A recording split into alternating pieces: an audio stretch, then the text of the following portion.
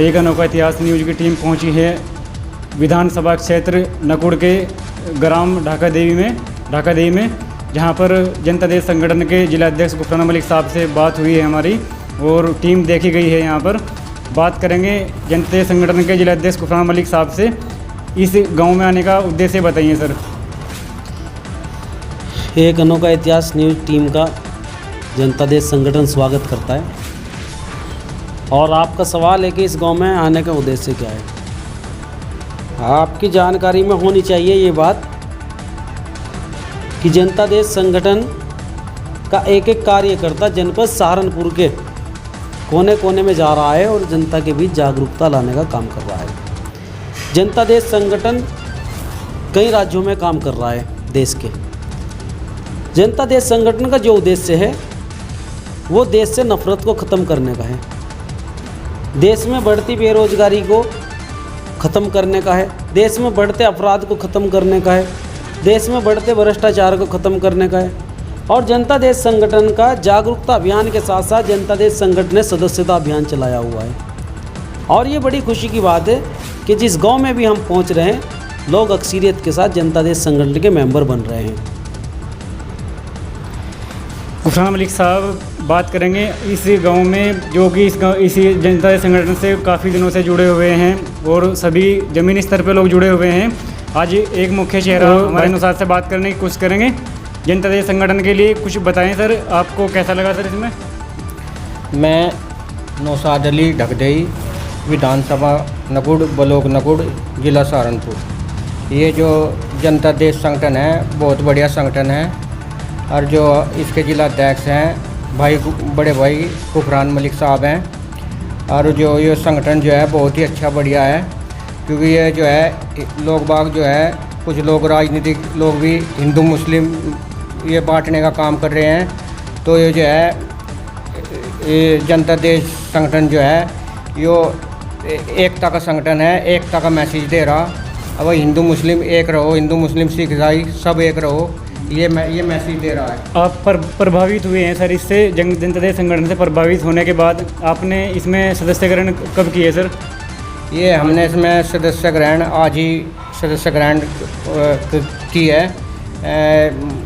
इनके जो जिला अध्यक्ष जी हैं गुफरान मलिक साहब, इनके माध्यम से सब ज्वाइन करी है आज ही हमने।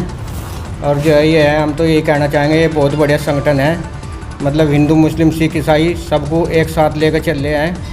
तो हमारा तो यही कहना है इसमें जो है ज़्यादा से ज़्यादा लोग बाग गांव देहात सहारनपुर में ज़्यादा से ज़्यादा जुड़ते जा रहे हैं इसमें जो है। तो ये बहुत बहुत धन्यवाद सर। बात करने की कोशिश करेंगे गुफरान मलिक जी से।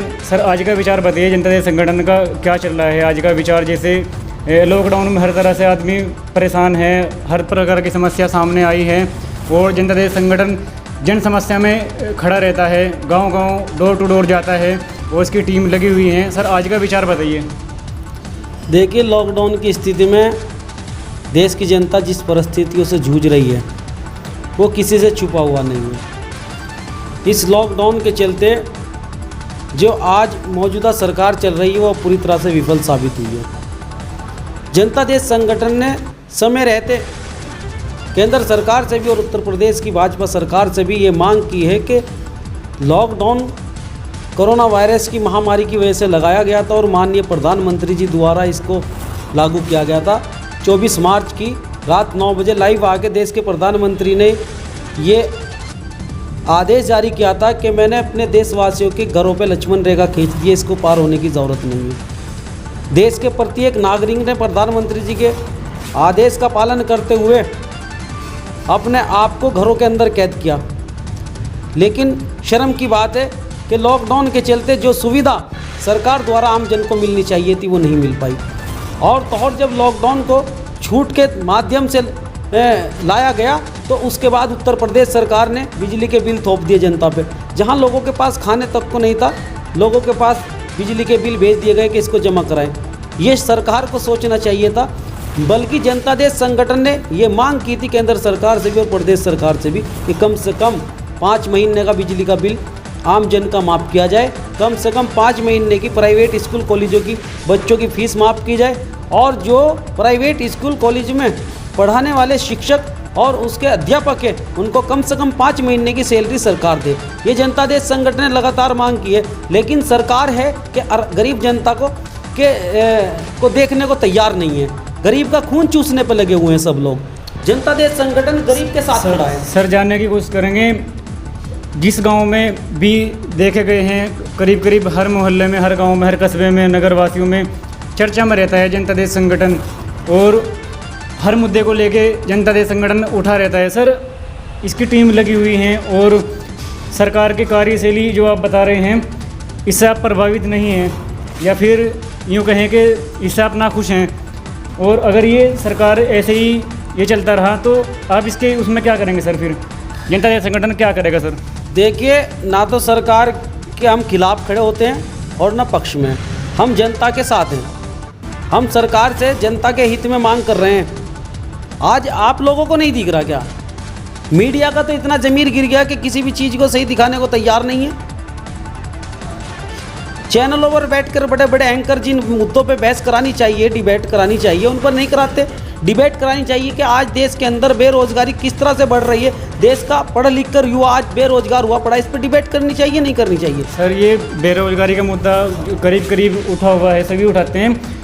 तो थोड़ा ये बताइए, जनता देश संगठन कौन उठा रहा है? बताइए आप मुझे, कौन उठा रहा है? जनता देश संगठन किस हद तक, कब तक अकेला संगठन कैसे आपका सवाल है, कौन उठा रहा है? किसने उठाया है? कौन से चैनल पे आपने देखा है इस पे डिबेट कराई गई हो?